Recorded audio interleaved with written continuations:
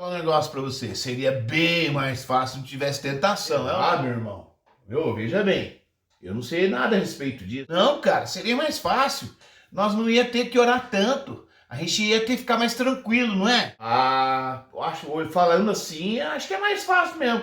Se não houvesse tentação, né? Muitas vezes a gente também é levado a pensar desse mesmo jeito. Se não houvesse tentação, seria mais fácil. Nós ficaríamos mais tranquilos com a nossa consciência, Deus. E é sobre isso que nós vamos falar hoje. Sou o Ronaldo Costa, do canal Vida no Espírito Santo.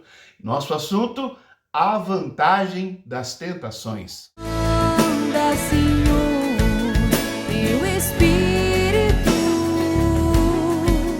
edifica a minha vida no Espírito Santo. Canal Vida no Espírito Santo. Iniciemos com o Catecismo do São Pio X, parágrafo 315, que nos diz assim: Deus permite que sejamos tentados para provar a nossa fidelidade, para fortalecer as nossas virtudes e para aumentar os nossos merecimentos. Qualquer um de nós imagina que não ter tentação seria melhor, mas o Espírito Santo nos ensina diferente, meus irmãos. A tentação tem sim um fator providencial da parte de Deus para fazer a gente crescer, para fazer a gente amadurecer. Olha o que o São João da Cruz vem nos dizer. Quando Deus permite ao demônio a vantagem de atingir a alma, visa purificá-la e dispô-la com esta vigília espiritual para a mercê sobrenatural que Deus quer nos conceder. Aquele que nunca mortifica senão para dar a vida e jamais humilha senão para exaltar. Veja, meu irmão, Deus, através da maldade de Satanás, através das tentações dele, Deus permite isso para que nós cresçamos. Mercê sobrenatural é para que nós vamos alcançando merecimentos sobrenaturais. Em outras palavras, meu irmão, Deus permite que a aprovação chegue, que a tentação chegue para nós, para que a gente, em última instância, se assemelhe a Ele, para que nós possamos crescer na vida sobrenatural, que é a vida de Deus. Meu irmão, a gente vai entendendo essas coisas através das meditações que a igreja, ao longo dos anos, foi entendendo da parte do Espírito Santo. Para crescer na purificação da natureza divina, o cristão precisa passar por provas, que são as tentações permitidas por Deus e infligidas a nós pelo inimigo de Deus, resultando em desenvolvimento das virtudes e merecimento sobrenatural. Olha só, se lembra daquela frase? Não há um mal que Deus permita se Ele não vai tirar desse mal um bem maior.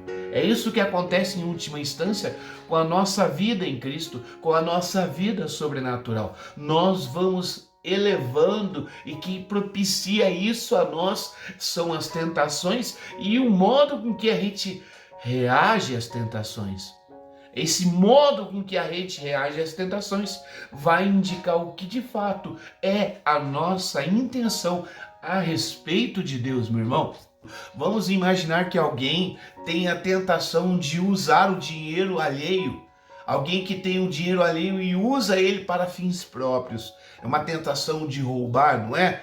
Quando alguém está sofrendo essa tentação e resiste a esta tentação, em última instância, ele está mostrando a Deus, ao seu coração, que ele quer amar a Deus. Por outro lado, se a tentação sobrevém a ele e ele cede à tentação, mostra que não é Deus o alvo do seu amor e da sua busca, mas sim o dinheiro. Por isso o Senhor Jesus dizia que ninguém pode amar a Deus ou ao dinheiro, ou odiará um ou odiará outro, não é verdade? E assim nós vamos entendendo o que é a idolatria, porque cada um de nós tem a tentação para o dinheiro, outros têm a tentação para os vícios, para a luxúria, para a bebedeira, enfim, são tentações estas que vêm para nós para fazer a gente purificar, para fazer a gente se elevar na vida sobrenatural, de tal modo que nós resistamos ou fugimos das tentações. Então, essa é a vantagem das tentações para o cristão, vem apenas fazer com que nós nos elevemos na vida sobrenatural. Por outro lado, há cristãos que não entendem dessa forma, ou pior ainda, estão cegos para esse amadurecimento das virtudes através das tentações. E o que acontece? Ele cede às tentações. E aí, ao invés de crescer na vida sobrenatural, ele vai ficando deteriorado na vida espiritual, vai ficando como que atrofiado na vida espiritual, de tal forma que em última instância não ora mais, não resiste mais, não busca os sacramentos, foge dos sacramentos, e a sua vida sobrenatural vai ficando definhada. Olha só o que acontece quando Deus deixa a tentação, permite que ela nos sobrevenha. Ela que tem como finalidade nos fazer crescer, está de fato fazendo a gente decrescer, diminuir, atrofiar.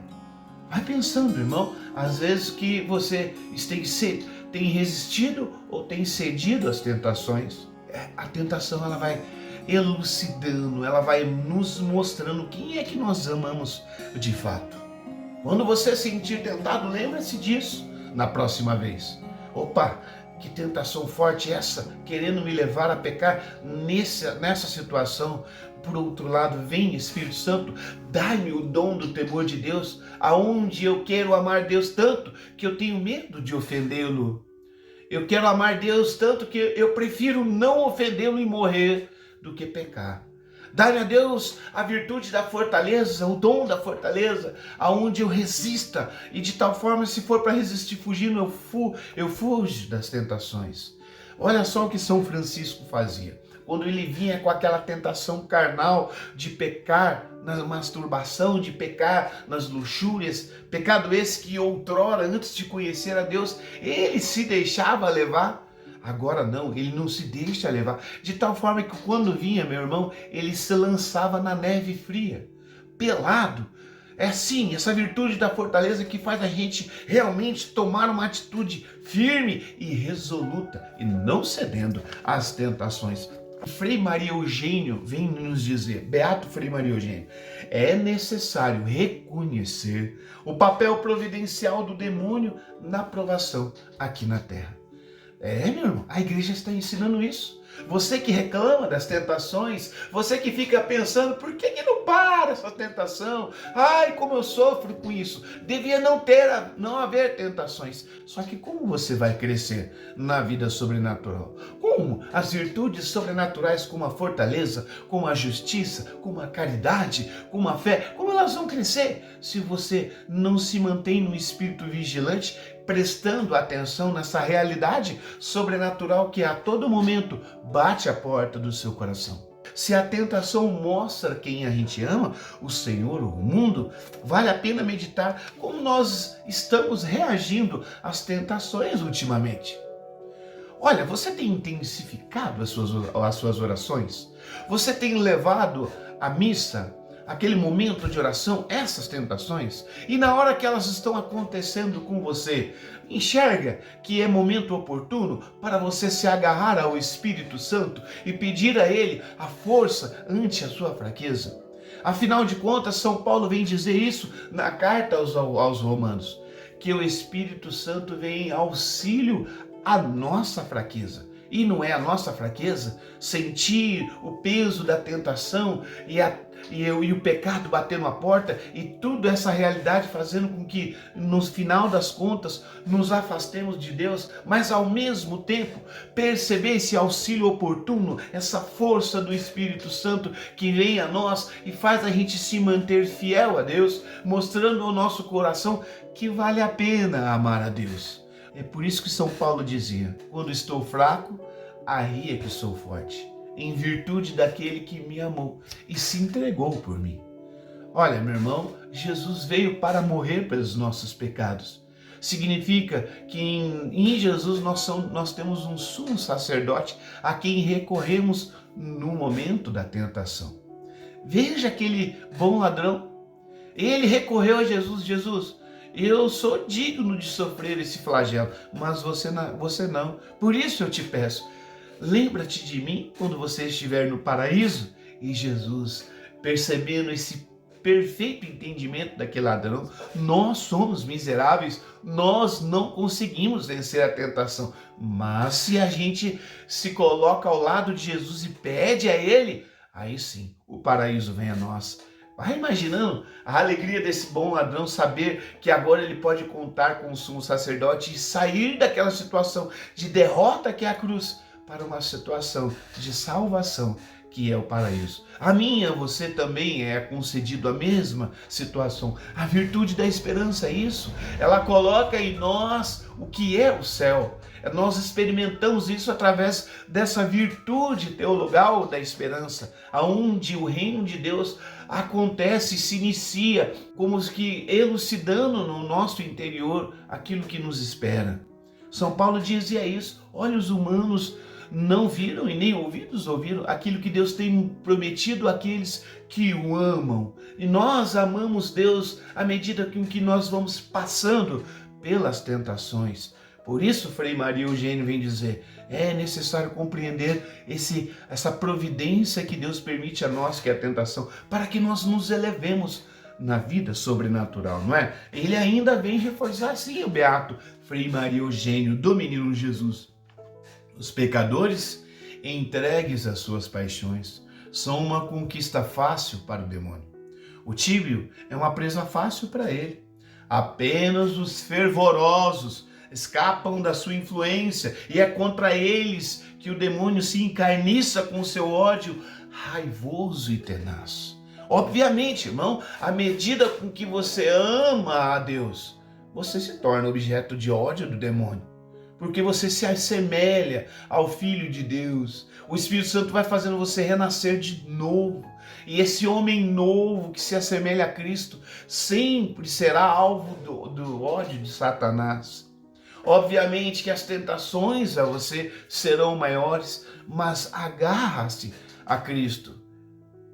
Todo aquele que confia em Jesus Cristo e se assemelha a Ele, também tem a sua assistência sobrenatural.